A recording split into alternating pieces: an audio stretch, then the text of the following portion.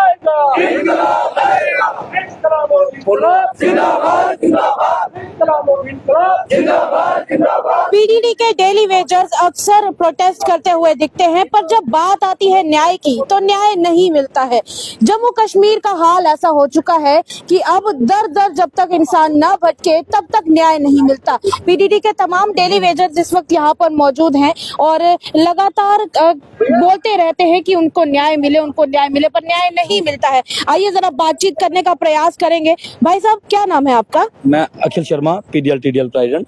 अखिल जी, मुझे ये बताएं कि आखिर क्यों ऐसा हो रहा है कि आप लोगों के साथ इतने समय से अन्याय हो रहा है? कौन आपके साथ है और कौन आपके खिलाफ है? ये हमारी यहाँ एक डीएलसी हुई थी, डिस्ट्रिक्ट लेवल कमेटी, जो इन्होंने बनाई थी SRO 381 के तहत। जब कारपोरेशन बनी थी उसमें 109 SRO बनाया गया था। उस SRO में ये लिखा गया था कि जो ये पीडीडी के जितने भी डेली वेजर हैं, जो भी कारपोरेशन के पीडीडी के रूल थे वो कारपोरेशन को दिए गए 109 में कि ये उसी रूलों के तहत परमानेंट होंगे। आज जो डीपीसी हो रही है, जो भी ये इन्होंने किया डीएलसी की, उसके बाद इन्होंने क्या कर दिया कि उसमें 409 बंदों को एज ऑफ रिलैक्सेशन में डाल दिया, तो 9 को, और 14 बंदों को हरी झंडी दे दी। 134 बंदे को इन्होंने होल्ड पे रख दिया। हम यही आपके माध्यम से हम यही कहना चाहते हैं कि कम से कम, अब जब हम लगे थे, हम 18 साल के थे या 22 साल के थे, अब मेरी भी 42 साल उम्र हो रही है। अब मैं 42 से 18 साल में आ नहीं सकता, ना 22 में आ सकता हूँ। अब जो नए रूल हैं उन रूलों के मुताबिक जाना होगा। तो यहाँ जितने भी ये बैठे हैं ये कभी भी रेगुलर नहीं हो सकते। अब इसके पहले भी 49 हमारे लोग थे एज ऑफ रिलैक्सेशन वाले, उनको भी इन्होंने जीएडी में भेजा था। आज तक 2 सालों से वो दफ्तरों के चक्कर काट रहे हैं, कभी एमडी ऑफिस, कभी सेक्रेटरी, कभी चीफ ऑफिस, आज तक उनका नहीं हुआ। अब जैसे 409 को इन्होंने उसमें एज ऑफ रिलैक्सेशन में डाल दिया, जब तक इनका ऑर्डर नहीं होगा, जो पीछे लोग हैं, जितने भी पीछे हमारे बच्चे हैं 4500 4000, तो उनका क्या होगा? जब तक ये नहीं निकलेंगे तो वो कैसे निकलेंगे? तो हम यही कहते हैं कि जो जहां भी इनसे चूक हुई है इसको ये ठीक करें। अच्छा, अफसरों में आपने किससे बात करने की कोशिश की? कल हमारी एमडी साहब से भी बातचीत हुई। एमडी साहब का हमने वेलकम किया कि पहली बार किसी ऑफिसर ने इन डेली वेजरों की पेन ली। एमडी साहब हमारे हक में हैं, एमडी साहब ने एमडी साहब ने तो ये किया है, लेकिन एमडी साहब भी अब पूरी कहाँ ये स्टडी करेंगे, कहाँ चूक हुई कहाँ नहीं। हम कहते हैं कि अभी मिनट्स बाहर आने हैं, मिनट्स आने के पहले ही अगर यहाँ से ये बोर्ड ऑफ डायरेक्टर जो चेयरमैन हमारे प्रिंसिपल सेक्रेटरी हैं उनसे मिलें, ये उनको कहें कि यहाँ ये जो रूल है ये ऐसे नहीं है, ऐसे हैं। बस थोड़ा सा अगर वो रूल ये 109 वाले करते हैं तो ये सारे उसमें आते हैं, क्योंकि उसके पहले भी डेली वेजर परमानेंट हुए हैं। उनकी भी एज किसी की 45 थी, किसी की 59 थी, किसी का 1 महीना रह गया था रेगुलर, तो वो भी हुआ। आज इन्होंने किया, कदम तो बढ़ाया, लेकिन कदम बढ़ाने के बाद ही वहां ही छोड़ दिया अधूरा, उसका क्या फायदा? अब सरकार है, सरकार सीएम के पास जाएगा, जहाँ किसी के पास जाएगा, उसके लिए तो तमाम डिपार्टमेंट 60,000 लोग हैं, एक जैसे हैं, लेकिन फिर भी वो तो वही बात होगी कि कभी एक दरवाजा खटखटाओ, कभी दूसरा दरवाजा खटखटाओ, वो तो चल रहा है। लेकिन मनोबल भी टूट जाता है कि मनोबल, अब हम भी बूढ़े हो चुके हैं। आप देख रहे हो यहाँ हमारे बहुत सारे हैंडीकैप भाई भी बैठे हैं, आप देखो बीच में। मैं कहना नहीं चाहता हूँ हैंडीकैप, लेकिन क्या करें? ये देखिए, जीवन दे दिया, टांगे गवा दी, बहुत सारे ऐसे बीच में बैठे हैं, चल नहीं पा रहे। लेकिन अब करें क्या? हमारे पास रास्ता है, जा करो जा मरो।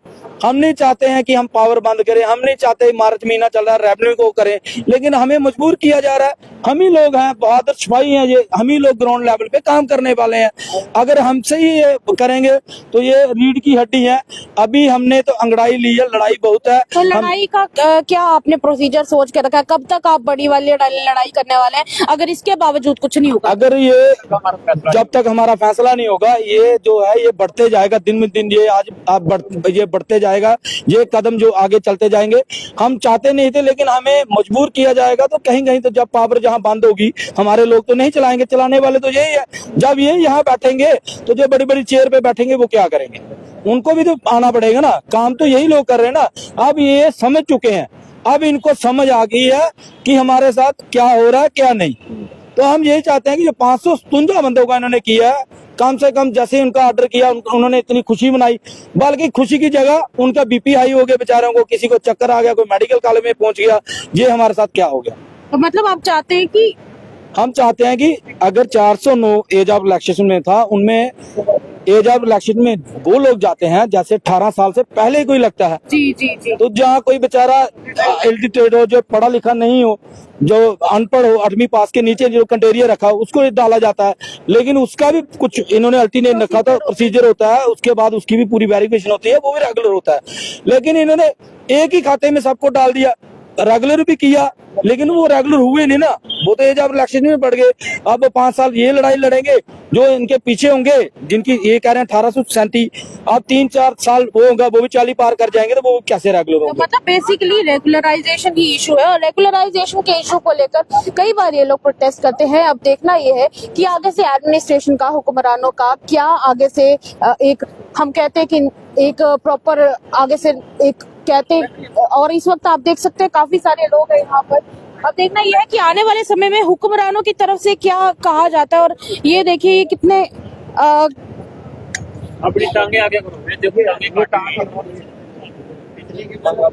इनके पीछे काट। कभी भी किसी को कोई ऐसी सिचुएशन ना देखनी पड़े। सर क्या नाम है आपका? विजय कुमार। विजय जी, क्या आपका ये हाल ड्यूटी के दौरान ही हुआ है? हाँ हाँ। तो आपको जब डिपार्टमेंट की तरफ से भी कोई ध्यान नहीं दिया जाता, तो फिर आपको कैसा लगता है? परिवार को क्या जवाब देते हैं आप? परिवार बहुत मुश्किल में है। बहुत मुश्किल में। हाँ, बच्चे छोटे छोटे हैं। परिवार भी तो सवाल पूछता होगा, बच्चे सवाल पूछते डैडी आप कब पक्के होंगे, होंगे वो क्या करना फिर। तो अभी कितने पे आपका घर चल रहा है? कुछ नहीं चल रहा, 9,000 देते हैं, कुछ नहीं। क्या क्या चाहते हैं आज? पक्का होना चाहिए हमको। तो चलिए, शुक्रिया सर बातचीत करने के लिए। ये देखिए इस तरह की सिचुएशन में है ये लोग, और बड़ी बात यह है कि आगे से क्या रिएक्शन आता है बाकी के सभी हुक्मरानों का और एडमिनिस्ट्रेशन का, क्योंकि काफी समय से ये लोग रेगुलराइजेशन मांग रहे हैं। फिलहाल के लिए इतना ही। आपको क्या लगता है? अपनी राय आप लोग हमारे कमेंट सेक्शन में छोड़ सकते हैं। साक्षी साथ सेवाराम की रिपोर्ट, जम्मू।